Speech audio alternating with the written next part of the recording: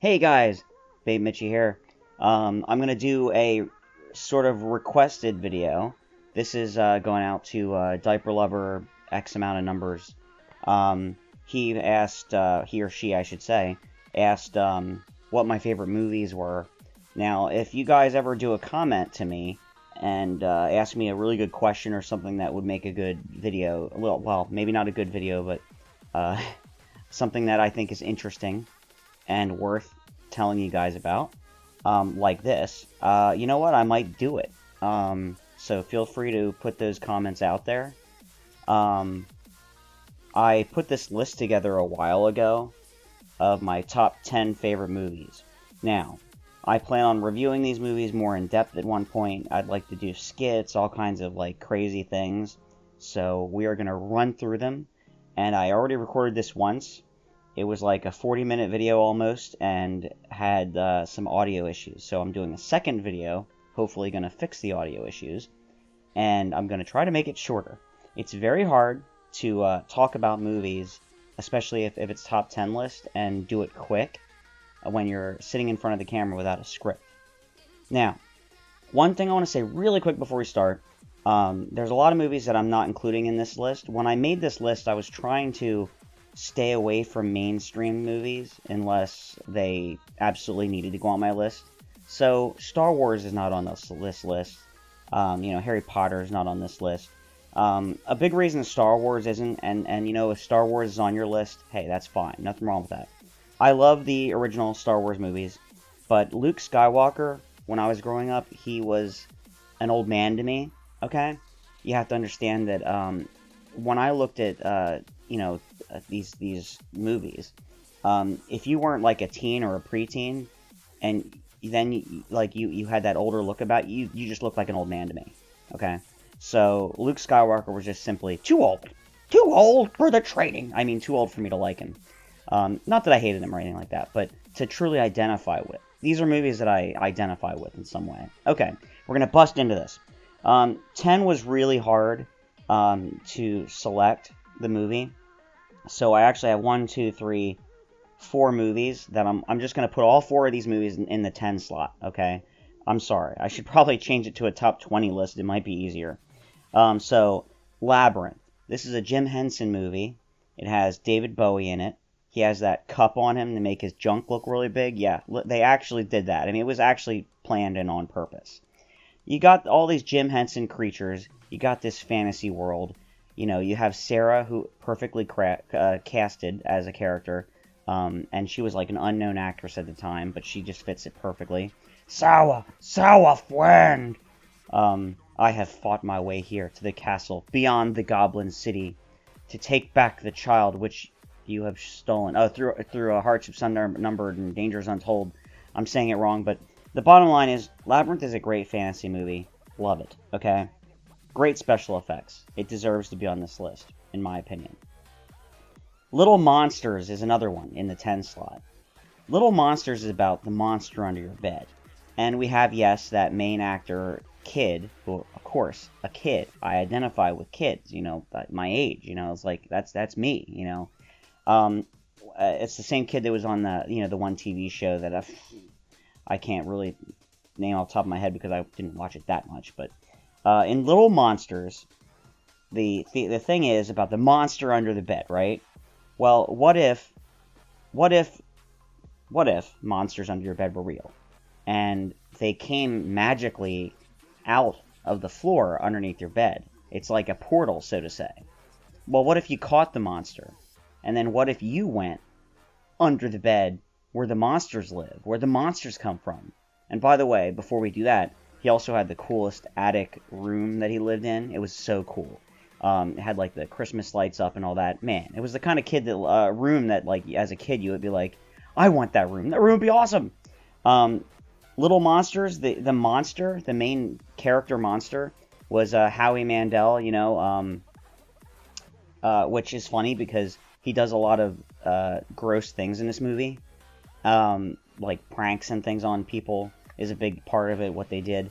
And he's like a germaphobe. So it's just really funny to see this guy as a younger guy being a monster and doing gross things.